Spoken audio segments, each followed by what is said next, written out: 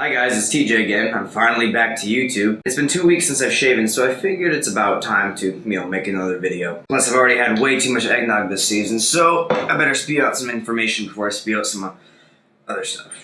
Most of the things I'm going to be talking about today are going to be stuff about Apple, technology in general, and maybe some other things that may help you sway some decisions for Cyber Monday, possibly. To start off, I want to get rid of a common misconception that bothers the heck out of me every time I hear it. Now, this is something that bothers a lot of my fellow nerds, so I'm just going to get this off the table right now. There is no such thing as an iPhone 5. There never has been, there never will be. That is the fourth dumbest thing I've heard in my life. To start off, here's how the iPhone went. The first iPhone came out, revolutionary, 2007. It's called the iPhone. It's the first phone ever with a gigantic multi-touch display on the front. Not saying I really liked it. I wasn't really a fan of the iPhone until the fourth one came out. But anyways, it went iPhone. The second generation was called iPhone 3G. Not saying it was a third generation phone, it was third generation network. As the first iPhone was on AT&T's 2G GSM network, the iPhone 3G was on AT&T's 3G GSM network. The third one was then called the 3GS, meaning it was the exact same phone look-wise, it looked the same, but the differences were in the hardware and a lot of the software. It's what's on the inside that counts. And then the fourth iPhone was called the iPhone 4. To this day, that is still the only generationally named iPhone ever. And then the fifth iPhone, the iPhone 4S. Similar to the 3GS was to the 3G, the 4S is simply the iPhone 4 with a few extra things. Sorry, did I say few? I mean a ton. There are a crap ton of things the iPhone 4S has that the iPhone 4 doesn't. A lot of people are like, oh, it doesn't have that much, but those are the people who won't get anywhere in life. But anyways, there you go. The next iPhone is going to be the 6th generation iPhone. People were saying, oh, the iPhone 5's coming. Okay, yeah, the 6th iPhone will be called iPhone 5. My prediction is that it may be called something like iPhone 4G, because it'll be a 4G phone, even though the 4S already has 3G that runs off of 4G speeds. But that is because Apple cheats. Another misconception, since I'm on the iOS subject, when the iPad came out, a lot of people were like, man, this is a ripoff of the iPhone, or the iPod Touch, depending. The 3G was like the iPhone, the Wi-Fi only was pretty much like a big iPod Touch. Wrong again! The iPad was actually conceptualized back in the 1980s. However, Apple didn't want to release it until they had, one, the technologies to do so, and two, had tried out the product in a smaller device such as the iPod Touch and the iPhone. Then that came out 20-some odd years later. Alright, new topic. iPhone versus Android. What a dumb statement. That's like saying Dell XPS Studio Series versus Mac OS X Lion. You're comparing a series of devices to an operating system. Just wanted to get that out of the way. It just pisses me off every time somebody says that. That sentence does not make any sense whatsoever. Why not just compare apples to oranges? Why don't we? Not even. That's like comparing cherries to fried rice. Anyways, the reason Android was made is because it was like a second choice for everyone who had Verizon and Sprint, and I think T-Mobile doesn't have the iPhone in this country yet, or ever will probably. But yeah, it was for those people who wanted a second choice because, oh, we don't get to have the iPhone that everybody wants because AT&T over here has it. So have this. It's not as good, but it's way better than anything else you'll probably get. And everyone's like, dude, I'm so satisfied. I like this. Then came February of 2011. February 10th. Beautiful day. Verizon got the iPhone. So, Android phones, sorry.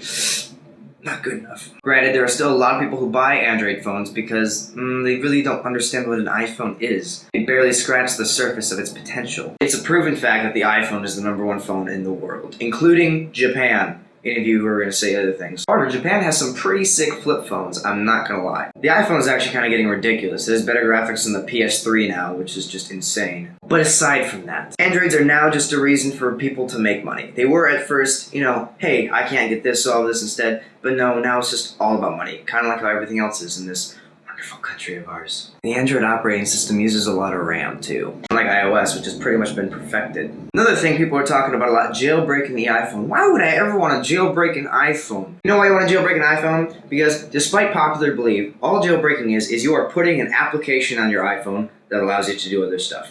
That is it. You're also getting rid of a few blocks Apple put on it. So essentially you're making your phone run a tiny bit faster. The battery life will last a little bit longer. Yes, this has been proven. I tested it myself as well. My tests weren't as scientifically accurate as most others, but they were pretty close. And on top of having your phone run faster and run longer, why would you not jailbreak your phone? You can do whatever you want. It's so much more customizable. Yes, you can do illegal things if you jailbreak it. And no, jailbreaking is not illegal. Come on. This isn't 2007 anymore. We're all over this, guys. Come on. Where have you been? If you ever complain about anything that has to do with the iPhone, jailbreak it. Once you jailbreak your phone, it is literally your phone. It is no longer Apple's. Not literally. I'm just saying essentially. You can do whatever you want with it, whenever you want. It does anything. So if you have a problem with it, jailbreak it. It's so hard to jailbreak. www.jailbreakme.com. Click the button, you're done. Next I want to talk about Final Cut 10. Final Cut Pro 10, which is the 8th Final Cut Pro, I believe. Wait a minute. Final Cut Pro 1, 2, 3, 4, 5, 6, 7, 10. Yes. The last Final Cut Pro that was released was Final Cut Pro 7. This one, that was just released a few months ago. Like I said, I haven't made a YouTube video in a while, so sorry if I'm a little out of date. However, I am talking about some pretty up-to-date stuff, considering a lot of this information nobody is aware of, apparently. Hyperbole. Final Cut Pro 10, I don't know why they called it Final Cut Pro 10. Maybe it's because they want to match the 10 theme that Apple has going on. Or maybe it's because of the vast amount of new features that it has to offer us. Except for things, like multicam and things that everyone likes to use. They have this auto color correct thing, which is really sick. If we had multicam, that would be wonderful. Or support for Final Cut Pro 7 projects. Or support for anything. No, I kid. It's only $300. It's kind of like an iMovie Pro.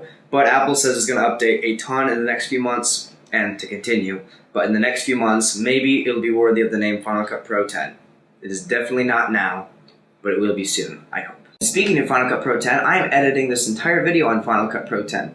First time ever. You know why? Because I just finished my Hackintosh. Ooh, what is a Hackintosh, you might ask? Some of you may already know. I hope you do. Basically, a Hackintosh is when you buy a bunch of PC parts, put them together, and turn it into a Mac. Now, what are the benefits and downfalls of doing this, you may ask? Benefits. I just made a $5,000 computer for about $800. Another benefit. It is customizable to my exact liking, and it's in a case that I like. I can get whatever monitor I like. Well, you can do it with the Mac too, but I just like to throw that in because I can. Basically, it's just everything you want for a way, way, way cheaper price. Downfalls. You have to build it. And oh, what are the other downfalls, you might ask?